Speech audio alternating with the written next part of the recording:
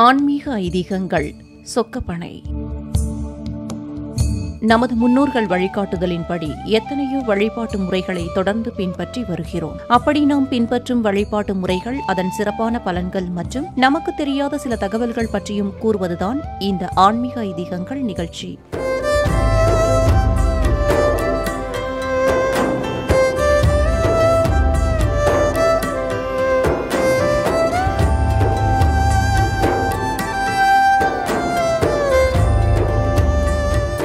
அந்த வகையில் சொக்கப்பனையின் தத்துவங்கள், பலன்கள் பற்றி இன்றைய ஆன்மீக ஐதீகங்கள் நிகழ்ச்சியில் தெரிந்து கொள்வோம்.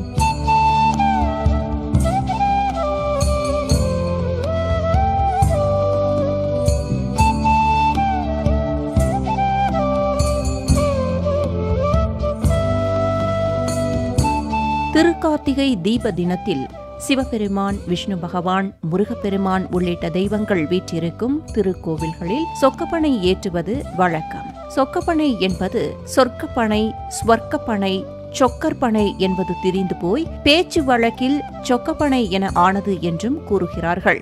சிவபெருமான் திரிபுர சம்ஹாரத்தினையும் அடிமுடி தெரியா வண்ணம் பிரம்மா, விஷ்ணு ஆகியோருக்கு காட்சியளித்ததையும் நினைவூட்டும் விதமாகவும் கோவில்களில் சொக்கப்பனை ஏற்றப்படுவதாகவும் நம்பப்படுகின்றது. பனை ஓலை கொண்டு கோபுர வடிவில் வடிவம் செய்து அதனை ஏற்றுவதால் தெரியும் ஜோதியை தரிசனம் செய்வது பெரும் முக்தியை தரும் என்பது ஆன்றோர்கள் வாக்கு. பனைமரம் கல்பத்தரு, தேவமரம் என்றும் அழைக்கப்படுகிறது. பனைமரத்தின் வேர் முதற்கொண்டு நுனி வரை அனைத்து பொருட்களும் மனித வாழ்க்கைக்கு உதவுகின்றது. வேறு எந்த மரத்திற்கும் இல்லாத சிறப்பு பனைமரத்திற்கு மட்டும் உண்டு. பனை ஓலை பச்சையாக இருந்தாலும் தீ பட்டவுடன் கொழுந்துவிட்டு எரியும் தன்மை உடையது. பனைமரத்தினை போல வாழ்க்கை முழுவதும் பிறருக்கு உதவியாக இருந்தால் தேக முக்தி, அதாவது இந்த வாழ்க்கையிலேயே சொர்க்கத்தை கண்டு முக்தியடைய முடியும் என்பதை காட்டுவதற்காகவே சொக்கப்பனை அமைந்துள்ளதாக கூறப்படுகிறது. இதனை கார்த்திகை கூம்பு என்றும் அழைப்பர்.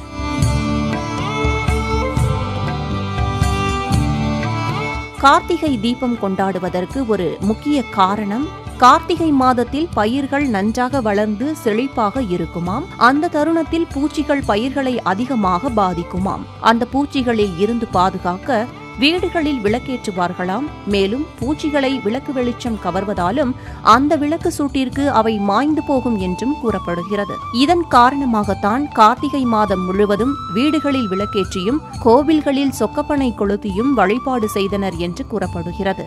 மேலும் இறைவன் ஜோதி ரூபமானவன் என்பதாலும் அவனை ஜோதி ரூபமாக வழிபட நெய் மற்றும் எண்ணெய் பெரிதும் உபயோகப்படுத்தாத காலத்தில் பனை ஓலையை கொளுத்தியும் வழிபாடு செய்தனர் என்றும் கூறப்படுகிறது. பனை ஓலையை எரிப்பதால் ஏற்படும் புகையானது மனிதனுக்கு பாதிப்பு ஏற்படுத்தாது. அதே நேரத்தில் விஷப்பூச்சிகளை கொல்லும் ஒருவித நச்சுத்தன்மை அந்த புகையில் இருப்பதால்தான் ஆறு மற்றும் குளக்கரையில் வளர்ந்துள்ள பனை மரத்தில் இருந்து பச்சை மட்டையை வெட்டி எடுத்து வந்து நம் சந்ததியினர் தெரிந்து கொள்ளும் வகையில் ஊரின் மையத்தில் உள்ள சிவன் மற்றும் பெருமாள் கோயில்களின் முற்றத்தில் ஒவ்வொன்றாய் அடுக்கி அதனை கோபுரம் போல் வடிவமைத்து திருக்கார்த்திகை அன்று மாலை நேரத்தில் சொக்கப்பனை கொளுத்துவார்கள் என்றும் கூறப்படுகிறது.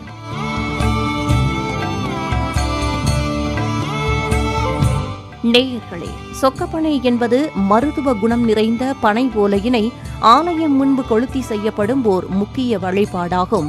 மேலும் மனிதர்களும் பனைமரத்தின் பாகங்களைப் போல அனைவருக்கும் உபயோகமாக இருந்தால் இந்த ஜென்மத்திலே முக்தி பெற்று சொர்க்கத்தை அடைய முடியும் என்று தெரிவிப்பதற்காகவும் தான் சொக்கப்பனை கொளுத்தப்படுகிறது என்று கூறப்படுகிறது. நாமும் இனி கோவில்களில் நடைபெறும் சொக்கப்பனை கொளுத்தும் நிகழ்ச்சியில் கலந்து கொண்டு ஜோதி ரூபத்தில் இறைவனை கண்டு தரிசித்து வளமுடன் வாழ்வோம்.